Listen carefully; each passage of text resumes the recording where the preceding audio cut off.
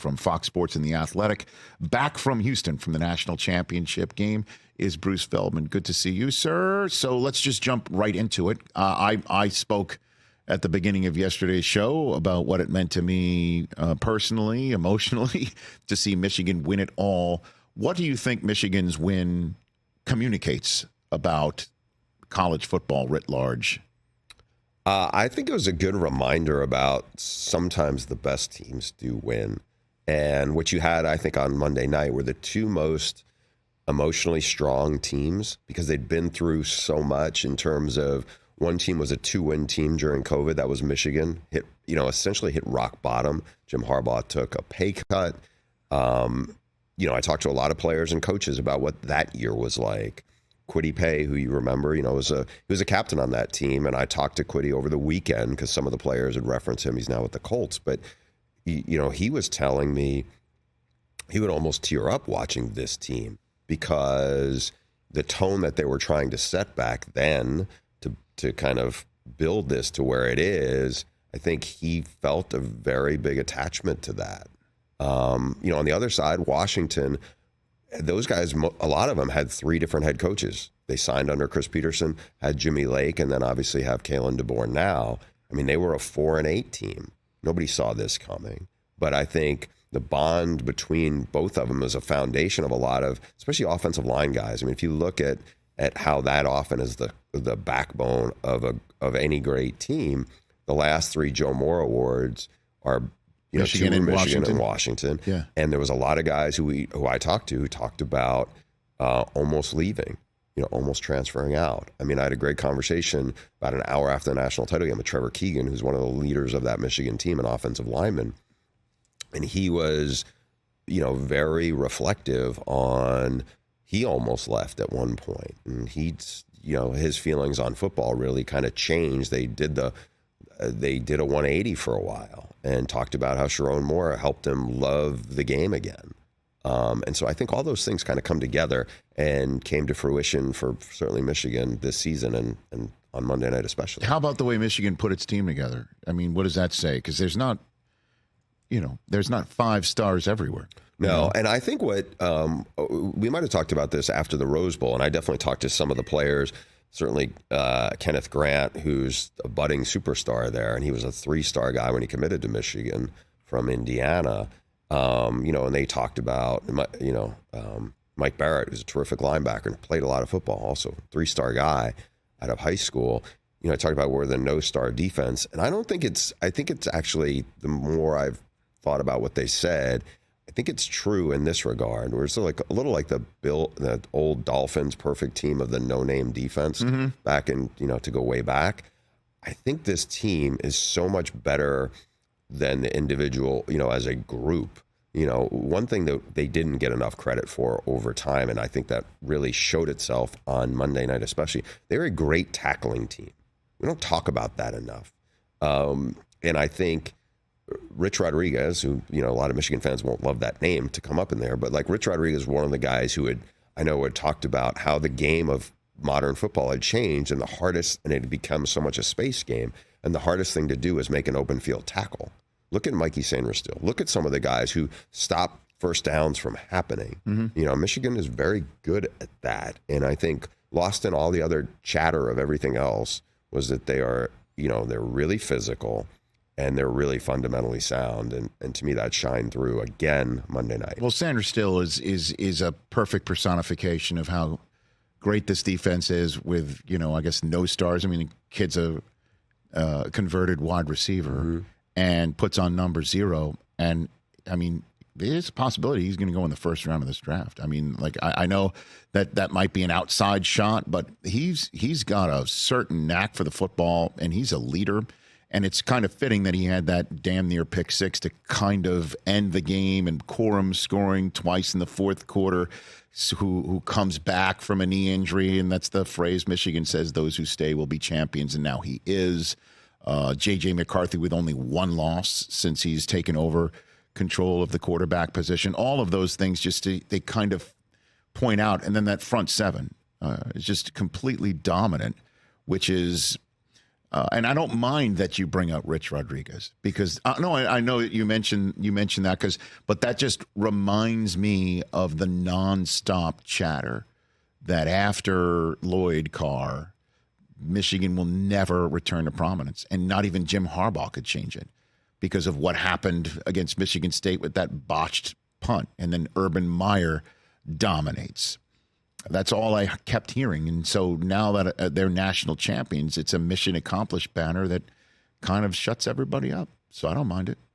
Yeah, look, I get it. I mean, I know you had Charles on here a week or so ago. Mm-hmm. And it's interesting because, Charles is arguably the greatest of the greatest, kind of thing. Him and Brady on either side of the ball. You can make an argument. In terms of at Michigan, sure, right. Obviously. Mm-hmm. And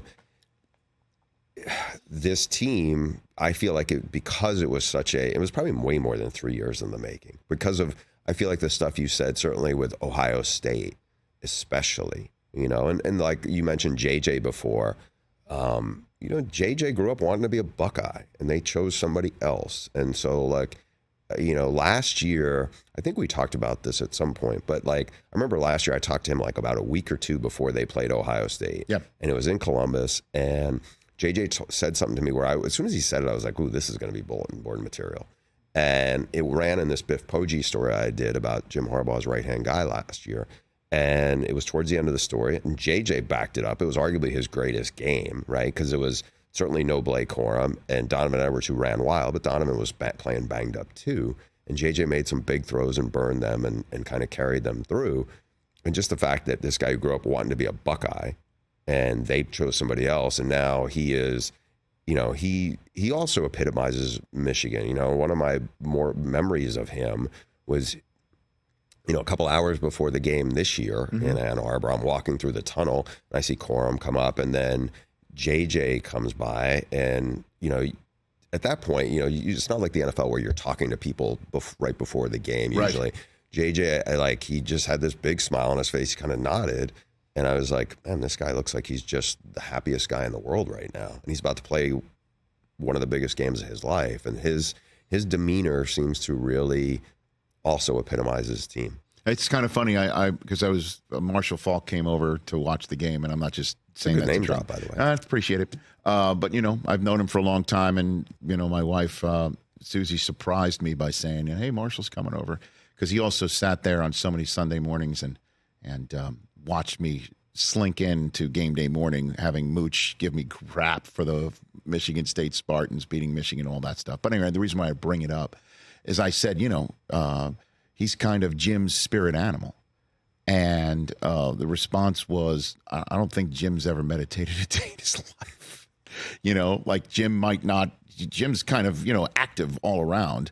And J.J. McCarthy's a guy who takes his shoes off so he could feel the ground before a game and then sits and meditates by the goalpost, and it's kind of wild to see all this. It's finally happened. I can't believe I'm talking with this. Normally these conversations after national championship, we're talking Georgia, we're talking Alabama, we're talking Clemson, Ohio State. Now, I can't believe we're talking about my school like this. But that's kind of the beauty of a team. Like we were talking, they have had a great offensive line for a long time, but you talk about Sainristil, to me, he also epitomizes a team, because if he's sitting here next to you, he looks kind of like a grad student, when he's walking around, just because he wears the glasses. He's rather slight for a football star. He's super thoughtful and engaging, but that team, he plays bigger than anybody. Well, he lives in the moment. Is the photograph you took last year at the Fiesta Bowl, where he was staring at the purple confetti coming down, and I'm just wondering if he was sitting there thinking, I'm not seeing purple confetti tonight. That's for damn sure. You know what I mean? Because it would have been the same color on the field in Houston. Yeah, he's definitely, one of the cool things that, my coworker Joel Klatt had said after they played Penn State, and that was a real battle, obviously. It was Sharon's first game as the, in the last month of the season as the head coach. And they ran it 30 plus times in a row. And I remember Joel saying JJ was the one more than anybody who was like, let's just lean on him like that. And I think there is a selfless quality to this team that, look, I get why people don't like Jim Harbaugh. I get why people get, don't want to, are tired of Michigan because it's been a dominant story all year round. But there really is a selfless quality to this team that I think was one of the key ingredients to that. And look, Harbaugh is so different, but seems to be really authentic, and the players, kind of raved about playing for him, and why. Some of the players I talked to over the weekend were talked about Cool Jim, as it's almost like an alter ego that shows up sometimes. Yeah. And, again, I think this was a really interesting team as it came together, because we've seen teams over the years that they're loaded with star power and everything, or it's like the Saban teams kind of blur together, and that's unfair to them because I think they're unique to themselves. But we on the outside kind of blur it together. This Michigan team was very, very different from what we've seen win the national title the last decade. Bruce Feldman here from the Fox Sports and The Athletic. Let's just point blanket. Is Jim gone? Is he leaving? I'd be really surprised if Jim coaches another game at Michigan. I mean, he has done everything he could have hoped to do. He not only took back the rivalry, he dominated the rivalry, he dominated the Big Ten, and then he slayed all the dragons this year. Okay, so, from some of the people I know who know Jim best, one of the things they said that burns for him is he's never won a Super Bowl. That does. Came really close. I know you said it, I think 2 weeks ago, there's one thing Michigan can never give him, and that's a Lombardi trophy. Right. And that is, so you hear that from the people who are close, it burns, they'll have conversations it's with him. One thing that they know that's the one thing. And again, Jim is different than most of the guys who've been really successful college football coaches. Jim's a proven NFL head coach. Like all these other guys, we've talked about this before, Urban bombed in the NFL. He'd never been there before. I think you're understating it, what he did in the NFL.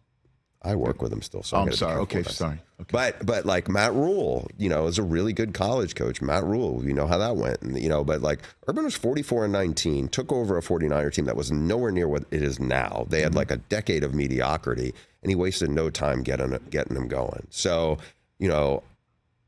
again, is it going to be the right fit? I know what happened, or I think I know what happened when he went on signing day to Minnesota, and that didn't go well.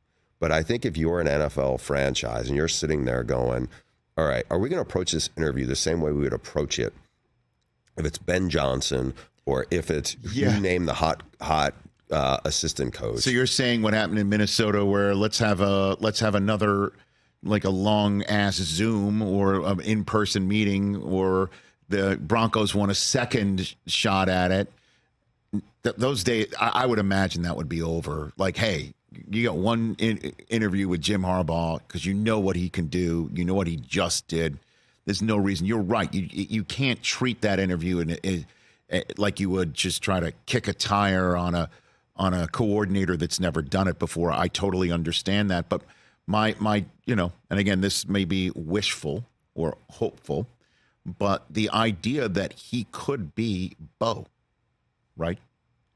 That he could be the second coming of his coach, where he personifies for decades at the job what it is to be a Michigan man.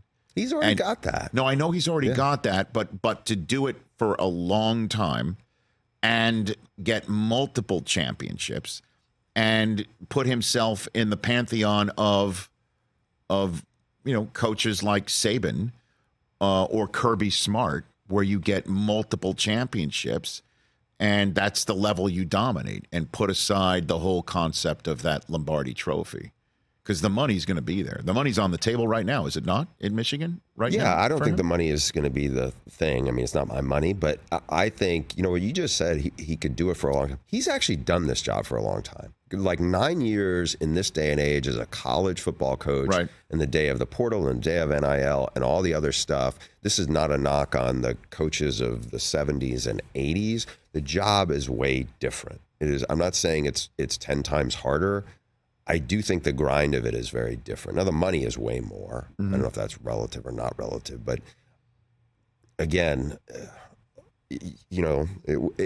nothing I guess should shock us in this day and age. Sure, but to me, it's going to be, does the NFL piece of this just fit for him, right? What's the fit? Again, I think the fit is going to be somebody not sitting down with him and expecting, okay, what's your schedule is going to be like for the off season? It's going to be like, okay, do we want Jim Harbaugh running the show here? Are we comfortable with Jim Harbaugh working for us, working with us, the whole thing? And what about for him, though? Got to be a quarterback. Does he, based on your knowledge, need the choice of general manager? Does he shop for the groceries, last say in the draft room? I would think you'd want it if you're him on that piece. Right. But, like, there's a really good quarterback. And Just not up the far road from here. Yeah, brand new facilities coming in. I know that his wife liked living in Southern California. Okay, yeah. Again, I have no idea what direction the Chargers ultimately are going to go. I just think also it's like some of the people in leadership there know who Jim Harbaugh is. I mean, he's been there before. I don't think there would be any surprises to me. Like when if you're in Jacksonville or if you were in the Panthers, those were new relationships. I'm not saying nobody knew who Urban Meyer was when you're hiring him. But Matt Rule, it's like, I think with Jim Harbaugh, you probably have a sense of what you're getting. Yeah. Right? So 1 year from now, we're still playing, though, right? Yeah. Correct? Yeah. So this would have been the semifinal weekend? Right. So we would have had, going into the opening round, it was almost like in the middle of getting ready for National Signing Day. It's just kind of crazy calendar at this point. So Jan 1 next year is going to be the quarterfinal games. So the 4 teams that played in the college football playoffs this year would have off that week, correct? They'd still not yet be playing? I'm trying to remember how the calendar's breaking on this. Okay. But I know it's going to drag on. Like, you're going to have 7 games, obviously, as opposed to 3. So that's the difference of a longer. So the 4 games. So, wow. How are they going to do that? They can't all be on the 4 games on the same day, are they? I think they were going to try to space as much 2 and 2 as they could from a TV standpoint, because also you got to remember they don't want to go up against the NFL either. Right. So I mean the NFL coughed up the Monday night this year. They put the Lions and the Cowboys on Saturday night instead. Yeah. So they did that. Yeah, and so the semifinals is Thursday, January 9th, and Friday, January 10th. Yeah. So it drags on to and then the national championship 7th? is Monday, the 20th. So we're still playing next year. Oh, sorry, that's in 2025. Sorry. Yeah, that's when it would be, Chris. It's 2024. Yeah. Oh, you're right. You're right. Yeah. Calendar year 2025. Yeah, right. January 20th. Damn.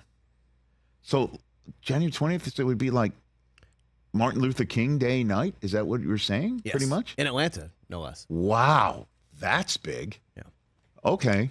We're just trying to see, like, the college football world just ended. Yeah, as we know it. Quarterfinals are Tuesday the 31st and Wednesday the 1st. There you go. Right, and back in the day, it wasn't that long ago, where it was like everything was kind of culminated January 1st. That's right. That's now we're right. closer That's to right. February 1st. Back on the Rich Eisen Show radio network, along with our Roku channel feed. Bruce Feldman still here. All right. So, juicy question, because I know there's a lot of Ohio State friends of mine that see Mike Vrabel just got cut loose by Tennessee, and that's the guy they want.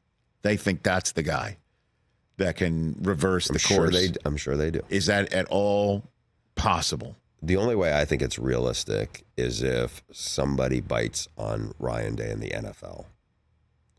To me, I'd be surprised if that happens. But in the same way that maybe the Crafts are contemplating the future for Belichick, or were, without the idea that Vrabel could possibly be an option for them if they do part ways with Bill. There's that's not happening in Columbus, Ohio, and the athletic department at all. I don't know how you would. I'm sure all the Ohio State fans, want that. Yeah. I don't know how you get Ryan Day out. You can't fire him.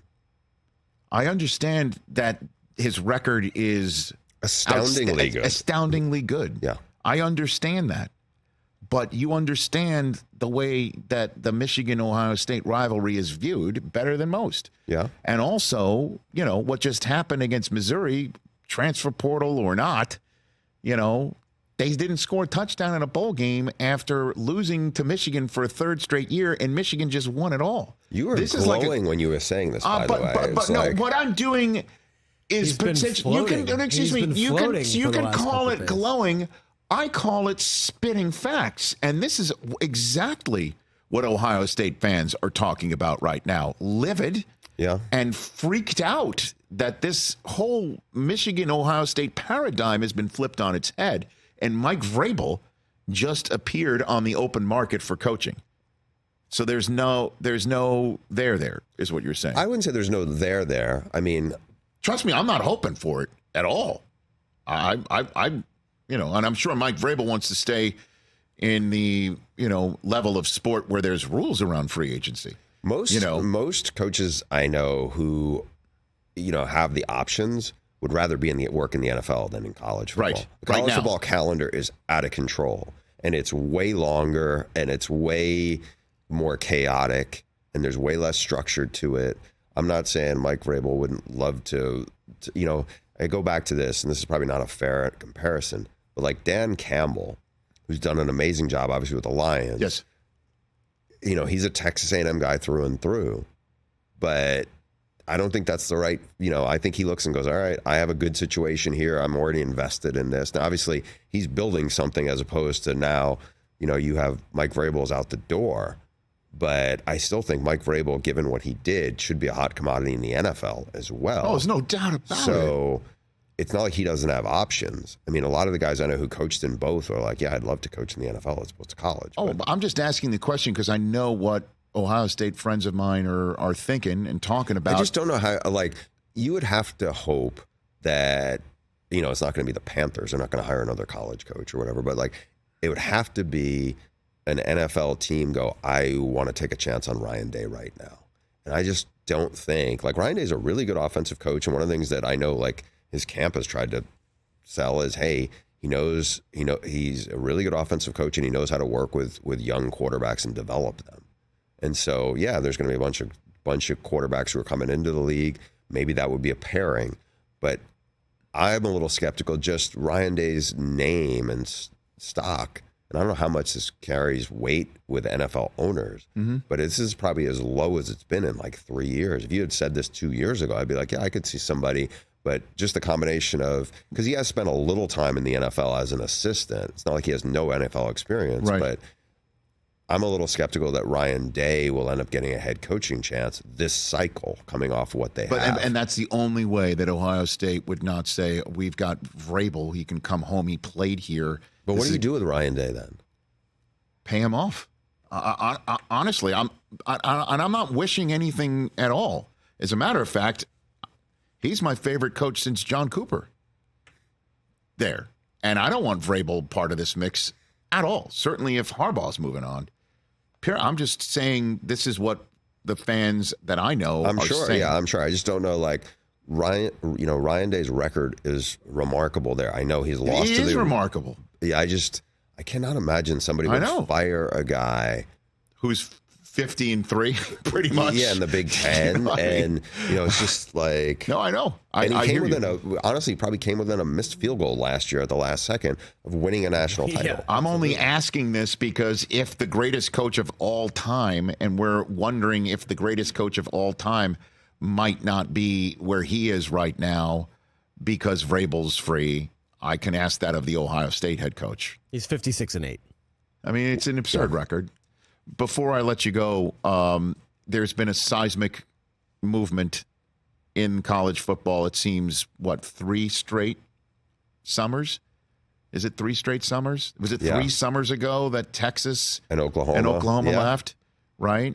And then obviously we had USC, UCLA, and then everything collapsed around the right. And then this past year it was the collapse of the Pac-12 completely, right? I don't know if it's been 2 years in a row. What to look for is what are we looking at? I don't know. I guess is it the ACC's dissolution? Well, let's see what happens with Florida State. I mean, there's a lot of legal entanglements that could happen. There's been more saber rattling, to use an expression, with Florida State and its leadership about how frustrated they are with how things played out. That's a really messy situation because, ESPN basically is so tied into the SEC, but they're also tied into the ACC and this TV deal and the TV network that they run. I don't see them bidding against themselves for this. Now, if Florida State and whoever else, if there was the Big Ten would say, hey, we want to expand again and we're going to take these two brands to expand our footprint and everything else, that to me would seem like a more viable option if the Big Ten actually wanted to do that. I don't know that there is interest for the Big Ten to do that now. Because remember, they're already moving to bring in four new teams and 4 new schools, and it's a big difference in the relationship. And I think to have that much of a massive overhaul, and then to add on top of it some expats from the ACC, I don't know if the timing would be now, but maybe a few years from now. Bruce Feldman, thank you, sir. Let's keep this going on Wednesdays. Bruce Feldman here from the Fox Sports and the Athletic. When we come back, Deebo Samuel of the San Francisco 49ers in hour 3. So we got about a minute and a half to go. I mean, the Big Ten might not want to expand. I don't. What's on their to-do list if Harbaugh leaves? There's no one else to persecute. I think their to-do list is to really welcome and make sure that the relationship and the transition. You're proud of yourself, aren't you? I'm very proud of myself. By the way, I don't mean to use you as a pawn in my game with Chris like that. I apologize. Because you were giving me a good answer. Yeah, I'm sorry. No, but I think right now everything from talking to Big Ten people is they have a big transition coming up with USC, UCLA, Washington, and Oregon coming in. I think just because the paperwork has been done doesn't mean the heavy lifting isn't going on. I agree. This is geographically, spatially, mentally, relationship-wise. Oh my goodness gracious! Do one of those 4 teams have a better chance of winning the Big Ten, or Oklahoma and Texas at winning the SEC? Good question. Texas, to me, is primed to transition better because of what they have coming back. I mean, USC has to rebuild. Washington is losing Penix and a lot of really good players. I think Oregon is dangerous, though. I would say Oregon, Texas would be the 2 schools that are most ready to make a conference title run. And plus, for Texas, it now officially just means more. You know what I mean? Just pointing that out. Because to Michigan, it didn't mean more at all. Oh, this is so great. I'm loving life. Catch the Rich Eisen Show every single day on the Roku channel, 12 to 3 Eastern, for free.